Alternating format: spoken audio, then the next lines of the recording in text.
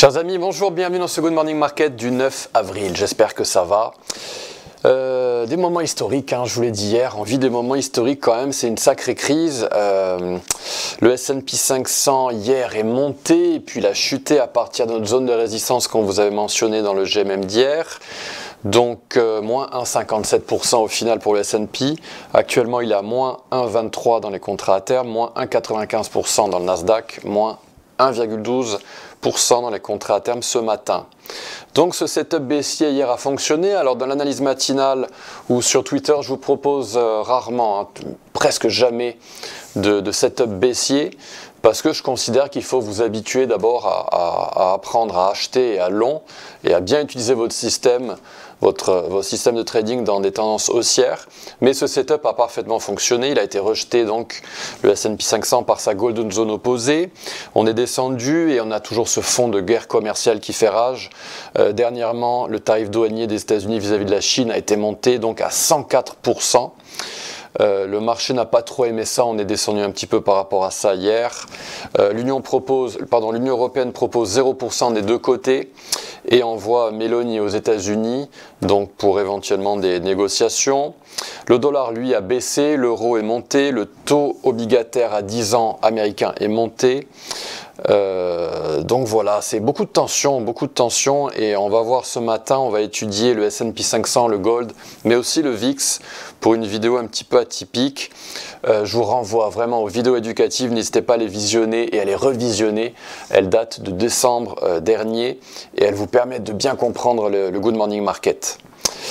Côté calendrier du jour, chers amis, on a les stocks de pétrole à 16h30, mais voilà, on va être rythmé au rythme de Trump, en fait, qui avec ses tweets, ses posts sur Truth Social va rythmer la journée comme d'habitude. On aura également ce soir à 22h le procès verbal du FOMC, mais ça risque d'être obsolète, il s'est passé tellement de choses depuis un mois. Alors, graphique à vous montrer ici, vous avez le VIX en noir et le S&P 500, indice majeur, en rouge. Et à chaque fois qu'on a ces explosions dans le VIX, eh bien on a des creux dans les indices. Et la dernière fois qu'on a eu vraiment un pic majeur dans le VIX, une montée très forte, c'était en 2020 pendant la crise du Covid. Alors vous ne le voyez pas forcément, mais on a eu le S&P 500 lui qui a fait un magnifique creux pendant que le VIX, qui lui est négativement corrélé, affichait un top et un joli pic. Alors la dernière fois qu'on a visité un niveau aussi haut, eh bien pendant le Covid, c'était aux alentours des 80. Et actuellement, on est monté jusqu'à 44 dans le CFD du VIX sur Xstation. Donc il nous reste de la place pour atteindre un niveau aussi élevé que celui atteint par le VIX en 2020. Alors peut-être qu'on n'y arrivera pas. Durant la crise de 2008 avec la faillite de Lehman, etc., on était monté à 96,40 dans l'indice du VIX. Donc est-ce qu'on va monter? Est-ce que cette crise va être aussi grave que les précédentes et la panique telle que le VIX pourrait continuer de monter éventuellement? Pour l'instant, eh bien, on est en train de regrimper au sein de cette bougie mensuelle. Et généralement, c'est les bougies mensuelles qui décident de tout. Et généralement, on a un très violent rejet à un moment donné et un pic qui se dessine dans les indices et notamment dans le S&P 500.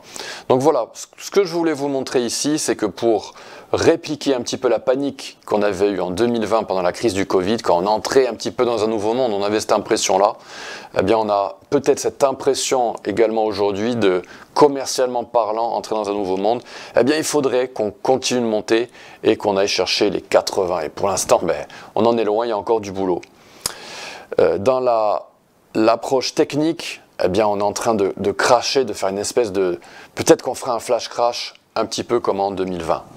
Alors, cette crise de 2020, la voici, pendant la crise du Covid. Je vous montre une petite technique très simple. Vous allez chercher cet outil, expansion de Fibonacci, c'est gratuit, c'est cadeau.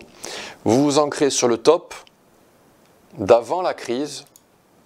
Vous descendez avec l'outil en appuyant sur la touche Shift au creux. Et pour répliquer la crise de 2020, il faudrait que le S&P 500 atteignent 4943 et devinez quoi? C'est exactement là où on est posté. Cette bougie pour l'instant est en train de s'arrêter à l'expansion de 100%, la projection de 100% de l'amplitude de la crise du Covid. Alors ici on est en arithmétique, mais en théorie il faudrait qu'on soit en log. Et malheureusement Xstation ne nous permet pas, mais par contre on peut utiliser des boîtes. Et donc vous allez par exemple pouvoir utiliser une boîte ici pour projeter l'amplitude éventuelle de cette crise dans laquelle nous sommes situés. Et donc on est en train de descendre, et pour répliquer la crise en log, eh bien, il faudrait qu'on s'oriente vers les 4000 points dans le S&P 500. Donc pour ça, il y a quand même pas mal de chemin. Par contre, en arithmétique, on a vu que voilà, on a répliqué l'amplitude de la crise du Covid. Alors comme je vous l'ai mentionné hier, on est dans un mouvement mesuré, haussier. On a touché le retracement des 50% à 4332 points. Et si c'était suffisant, eh bien on s'orienterait vers les 6800 points dans le S&P 500. A priori, il resterait encore un petit peu de marge à la baisse pour aller chercher les 4520 points dans le S&P. En hebdomadaire, je vous l'ai montré hier, voilà le mouvement mesuré, donc rien de spécial à vous montrer. En daily, très intéressant, on pourrait être dans une correction, dans un crash en forme de 3 vagues en ABC. On va vous mettre ça en plein écran pour que je puisse vous remontrer la résistance que je vous avais présentée hier. Donc elle était ici. On est venu chercher la Golden Zone opposée à 5252 et on a violemment rejeté les prix à la baisse. Intéressant également, c'était ce canal baissier, ce canal basique que je vous avais dessiné hier. Et on est venu mécher ce niveau, cette ligne noire, on est venu la mécher et elle a parfaitement joué son rôle de résistance. Donc on pourrait être dans une correction en ABC avec les vagues d'Elliott et au sein d'une structure impulsive au sein de cette vague C. On va zoomer là-dedans, on va se mettre en H4 et voilà la structure impulsive, 1, 2, 3 très violents, très propres à la baisse, 4 et vague 5. Normalement, on doit s'orienter vers des niveaux plus bas dans le S&P 500 et pourquoi pas aller chercher la Golden Zone en mensuel. Donc ici, on a une structure très propre. Attention, les indices adorent faire des double bottom avec des vagues 5 un petit peu tronquées. Niveau très très intéressant qui a été méché hier. C'est cette Golden Zone, mais cette fois-ci en H4. D'une extension, on est venu chercher 5267 avant d'être violemment rejeté et de se servir des prétextes des posts de Donald Trump sur Truth Social pour dumper le S&P 500.